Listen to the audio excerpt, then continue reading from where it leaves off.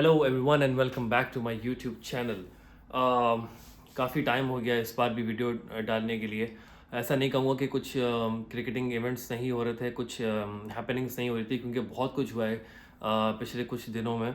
लेकिन मैं फिर भी थोड़ा सा एक तो बिज़ी था, ऊपर से कोशिश कर रहा था कि मैं हर चीज़, हर मैच के साथ, हर इवेंट के साथ कैचअप रख सकूँ, ताकि आप लोगों के सामने समराइज्ड इन्फॉर्मेशन जैसा हमेशा लेकर आता हूँ वैसे ही लेकर आऊँ। तो बगैर कोई टाइम वेस्ट किए बहुत सारी चीज़ें, लेकिन मैं इस वीडियो को बहुत लंबा नहीं करना चाहता ताकि आप लोग बोर ना हो जाएं और ज़्यादा पकाऊं भी नहीं। तो मैं सबसे पहले बात करूंगा पाकिस्तान वर्सेस न्यूजीलैंड के मैच की, जो कि आज हुआ, सॉरी जो कि कल हुआ, क्योंकि मैं आज रिकॉर्डिंग कर रहा हूँ तो मैं कल अपलोड करूँगा। जी पहला मैच तो जो था सीरीज़ का, उसमें बारिश हो गई और उसमें एक ही बड़ी खुशाइन बात थी कि भाई सिर्फ 2 बॉलें ही कराई गई। 5 ओवर का मैच हो गया था और 2 बॉलें ही कराई गई। उसमें भी दूसरी बॉल पे शाहीन ने वही अपना पुराना ट्रेडमार्क इन स्विंगिंग राइट हैंडेड को डाल के बोल्ड किया। उस एक बोल्ड से जो है वो पाकिस्तानियों के दिल में, या पाकिस्तान टीम के जो फैंस हैं उनके दिल में एक बड़ी ज़बरदस्त किस्म की उम्मीद जागी, बहुत ज़्यादा उनके अंदर खुशियाँ जागी और वो बेसब्री से इंतज़ार कर रहे थे कि जल्दी से अब अगला मैच हो, पूरा मैच हो, ताकि देखने को मिले कि ये शाहीन ने जो स्विंग कराया है, क्या ये हमारी टीम की बॉलिंग पेस अटैक का कमबैक है। दूसरा मैच जब हुआ तो उसके अंदर देखा कि हाँ वाकई में ये एक कमबैक है। जिस तरह से शाहीन ने भी विकेटें निकाली, फिर मोहम्मद आमिर का ज़बरदस्त कमबैक हुआ, 3 विकेटें ली, ठीक है, और नसीम शाह ने सब सारे बॉलर से विकेट्स ली सिवाय शादाब के। थर्ड मैच के अंदर भाई आपने जो है ना वो मोहम्मद आमिर को बिठा के अब्बास को खिला दिया। अब जिन लोगों को नहीं मालूम इस चीज़ का कि ऐसा क्यों हुआ है, मैं उनको हल्के सा एक रिप्ले बता दूं। जो पाकिस्तान क्रिकेट बोर्ड के जो नए सिलेक्शन कमेटी है, जो जिसके अंदर अज़हर महमूद हैं, वहाब रियाज़ हैं और अपना ये है सकलैन मुश्ताक हैं, नहीं सकलैन मुश्ताक नहीं है, सॉरी, वहाब रियाज़ हैं, अज़हर महमूद है जो कि मेन हैं, और मोहम्मद यूसुफ उनके साथ, उनको एज ए एडवाइज़री एक बंदा है उनके पास, और असद शफीक है, और साथ में अब्दुल रज़ाक है। इन 5 लोगों की जो है वो टीम कमेटी बनी है, कोई एक चीफ सेलेक्टर नहीं है। उनकी कॉन्फ्रेंस में जो है उन्होंने कहा था कि भाई हम लोग ने एक नया चीज़ इंट्रोड्यूस करवा रहे हैं, वो है रोटेशन पॉलिसी। हम जो है अपने वर्ल्ड कप के लिए अपने बंदे तैयार कर रहे हैं, तो उसके लिए हमारे स्क्वाड में लड़के हैं, उनको हम लोग शफल करते रहेंगे। उसमें क्या पता किसी दिन बाबर आजम को ही बैठना पड़े, किसी दिन शाहीन को बैठना पड़े, किसी दिन ये बैठना। अच्छी बात, सही है, ठीक है, समझ में आई बात, एक समझ में आती है कि ठीक है, बात सही है।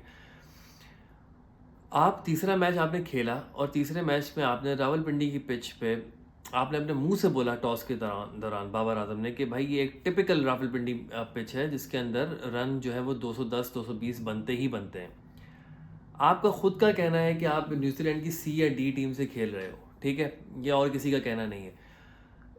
इतनी हल्की टीम जिसमें सिर्फ 2 नाम ही जान पहचान के हैं, उसमें से एक मार्क चैपमैन है, ठीक है ना, और जिमी नीशम है, ठीक है ना, और जिमी नीशम पुराना है, मार्क चैपमैन उसको पाकिस्तान ने खुद ही बनाया है। लास्ट टाइम जब न्यूजीलैंड की सीरीज़ हुई थी पाकिस्तान में, तब भी पाकिस्तान की टीम, न्यूजीलैंड की टीम पूरी नहीं आई थी। उसमें ये चैपमैन ने अपना डेब्यू किया था, उसमें नया आया था ये, और उसने सेंचुरी मारी थी और धोया था पाकिस्तानी बॉलर्स को। उसको कहा जाता है कि वो पाकिस्तानी पेस अटैक का, उसको उसको मोहब्बत है पाकिस्तानी पेस अटैक से, इतना मारता है वो। तो वो सीरीज़ भी जो है वो आप 2-2 करके चले गए, न्यूजीलैंड की डी टीम, ठीक है। अच्छा, इस सीरीज़ में आपने मतलब अपने स्क्वाड में पाकिस्तान ने दबा के जो है ना वो ज़बरदस्त किस्म के प्लेयर भाई डाले में, तो रोटेशन पॉलिसी में भी आ रहे हैं, सब कुछ हो रहा है। मुझे समझ में ये नहीं आ रहा कि आप लोग जो है वो एक T20 की अप्रोच को क्यों नहीं पकड़ पा रहे हो, ठीक है ना। मैं आईपीएल की मिसाल बिल्कुल नहीं दूंगा, क्योंकि आईपीएल के ऊपर तो मैं एक बहुत लंबी अलग से वीडियो बनाऊंगा। जिस किस्म का बकवास दर्जे का आईपीएल इस बार का चल रहा है, वो तो मैं बाद में करूंगा। लेकिन आप सिर्फ ये देखो कि आईपीएल के अंदर बैटिंग जिस तरह से हो रही है, ट्रेविस हेड जिस तरह से कर रही है। ट्रेविस हेड ने यार 5 ओवर में 160 125 रन बना दिए यार। मतलब टेप बॉल हम लोग खेलते हैं पार्किंग में, तब नहीं बनते, वो बंदा हार्ड बॉल में इतना अच्छे अच्छे बॉलरों को कूट कूट के उसने ये हाल कर दिया है। आप क्या कर रहे हो, आप वही, चलो सही, साइम अयूब आपको जो है वो अच्छे माइंडसेट से आता है, मारता है, धाड़ता है, 30-35 बना के अच्छा स्टार्ट देके आपको चला जाता है। लेकिन फिर वही बात, बाबर आजम वही अटके हुए हैं अभी तक। बाबर आजम फिर वही हरकतें, वही कट शॉट पे, ड्राइव्स पे, ये वो। भाई वनडे नहीं है ये, ये टेस्ट नहीं है, ये T20 है, तुम्हें कुछ नया निकालना पड़ेगा इसके अंदर। या तुम्हें स्ट्रगल कर रहे हो तो कुछ कुछ करो नया, क्योंकि तुम्हें टीम से बाहर भी नहीं रख सकता है, क्योंकि तुम्हें कैप्टनसी दे के तुमसे वापस ले के तुम्हें वापस दी गई है, ठीक है ना। तो इसमें तुम्हारा तो कोई कसूर नहीं है, लेकिन भाई करना पड़ेगा। अब दूसरी बात यह है कि साइम हो गया, बाबर हो गया, तीसरे नंबर पे आप मोहम्मद रिजवान को भेज रहे हो, जो कि टॉप क्लास बैट्समैन है हर फॉर्मेट का, T20 में भी थर्ड नंबर पे परफेक्ट है वो, ठीक है। अच्छा, उसके बाद बारी आती है उस्मान खान की, ठीक है, और अपना ये इरफान खान नियाजी की।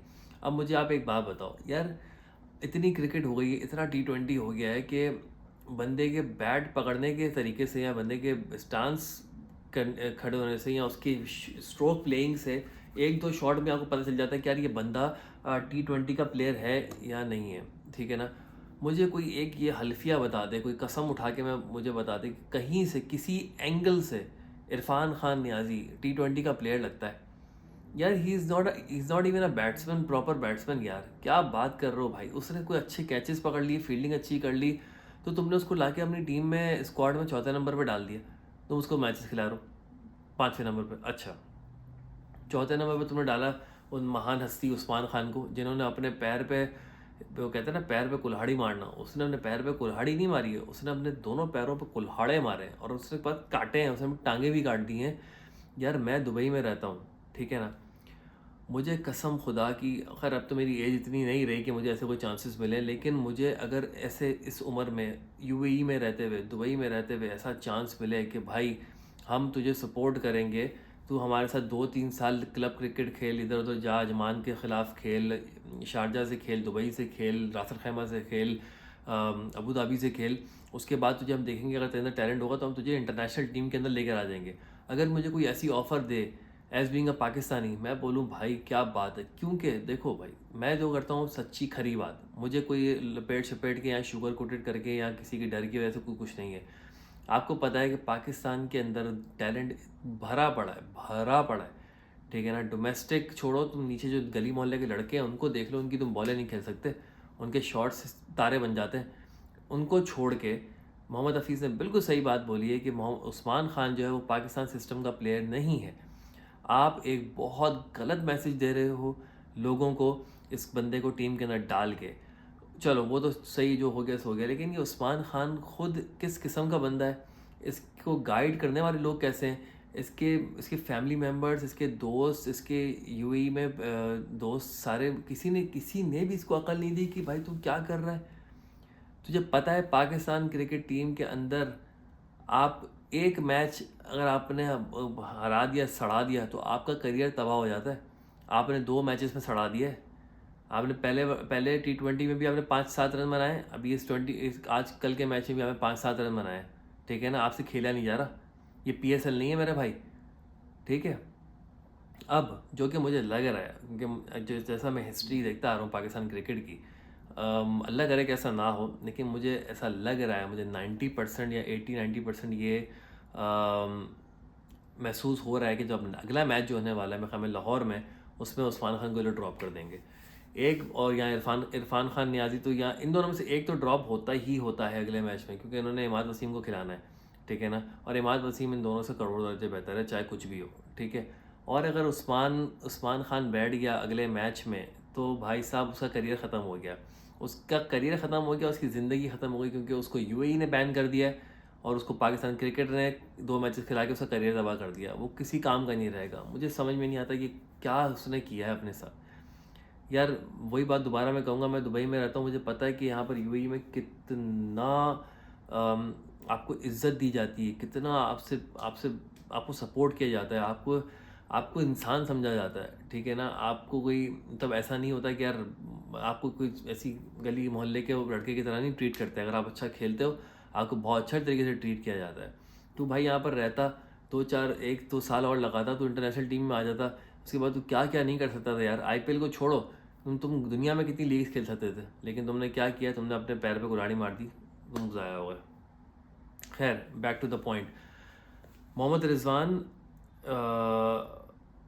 इरफान खान नियाजी और उस्मान खान, ये 3 बैट्समैन जो हैं, ये तीनों एक ही लेवल के बैट्समैन हैं in sense the way of playing, ठीक है ना, कि वही पहले इनिंग्स को बनाना उसके बाद मार धाड़ करना। लेकिन इन तीनों में से डेफिनेटली रिजवान जो है वो टॉप पे, क्योंकि वो बंदा तो किसी और ही लीग में खेलता है, वो उसका जो लेवल है वो अलग ही है।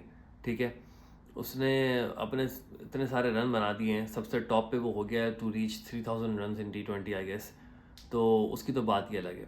अच्छा, आपने एक और जो है वो शफलिंग की कि आप जब कौन गया है, मेरे ख्याल में उस्मान खान गया है, तो उसके बाद नंबर बनता था इफ्तिखार का।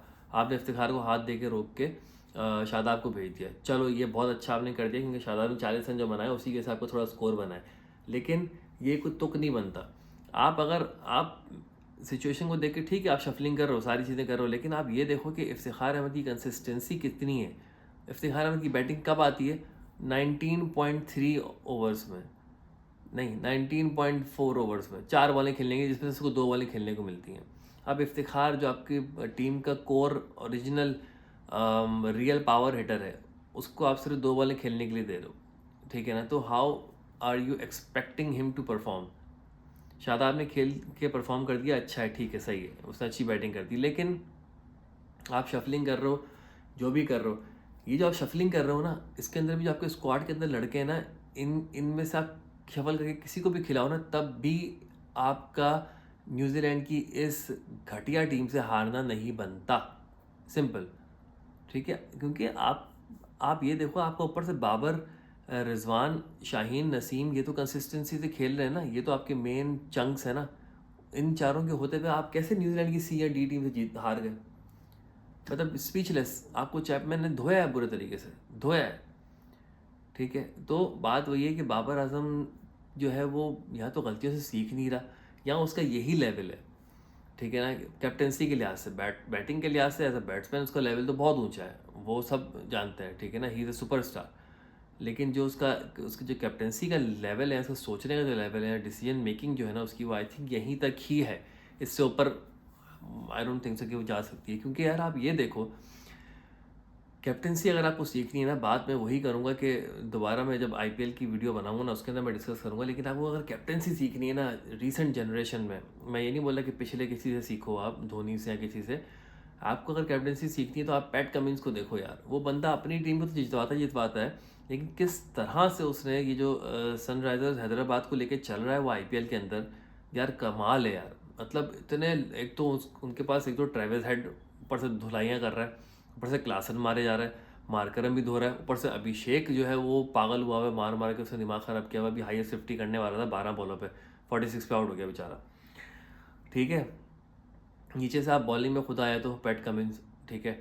अच्छा, अभी और आपकी बेंच पे अभी तक ग्लेन फिलिप्स बैठा हुआ है, जो कि इसी लेवल का हिटर है। मतलब आप ये देखो कि आपकी बेंच स्ट्रेंथ कितनी स्ट्रांग है। लेकिन बात सारी वही है कि इन सबको यूज़ कैसे करना है, इनको चलाना कैसे है, वो पैट कमिंस करके दिखाता है यार, सही है ना। और कोई इसके अंदर दो राय नहीं है कि इस बार सनराइजर्स हैदराबाद जो है वो IPL जीत सकता है। खैर, तो बाबर आजम पता नहीं क्यों इस माइंडसेट से बाहर नहीं आ पा रहा है कि वही शुरू की 5 बॉलें मैं खेलूंगा, छठी पे मैं चौका मारूंगा, फिर अगली 2-3 बॉलें डॉट करूंगा, फिर एक चौका मारूंगा, तो रना बॉल करते करते मैं 50 पे पहुंचूंगा। उसके बाद मैं आंखें बंद करके मारना छाना शुरू कर दूंगा, लग गए तो लग गए, नहीं लग गए तो नहीं लगे, ठीक है ना। तो मेरा कहने का सिर्फ मकसद ये है कि भाई आप जो है अगर शफलिंग कर रहे हो या अपना स्क्वाड आप सेलेक्ट कर रहे हो, आपके लिए ये बेस्ट मौका है। आपके साथ एक C या D टीम खेलने आई है, आपने बैटिंग का डिसीजन लिया, बहुत अच्छी बात है। अब आपको चाहिए था कि आप 20 ओवर के अंदर 220-240 मारते हैं उनको, तब पता चलता कि यार ये तुम बेटा क्या तुमने बच्चे टीम भेज दी पाकिस्तान के साथ खेलने के लिए। लेकिन नहीं, न्यूजीलैंड की ये C या D टीम क्यों जीती है? क्योंकि जो उनकी अपब्रिंगिंग हो रही है उनके कोचेस की तरफ से एकेडमीज़ में, और जो उनको अपने सीनियर क्रिकेटर्स को जब वो देखते हैं, और जिस तरह से उनको उनको बताया जाता है कि भाई तुम लोगों का करियर जो है ना, तो इतने साल की उम्र तक का तुम लोगों का है, और हम तुमसे वादा करते हैं कि तुम अगर बुरी परफॉर्मेंस भी करोगे ना तो हम तुम्हारा साथ कभी नहीं छोड़ेंगे, ठीक है ना। लेकिन जाओ और जाके ऐसा खेलो कि तुम्हारा ये आज पहला और आखिरी मैच है।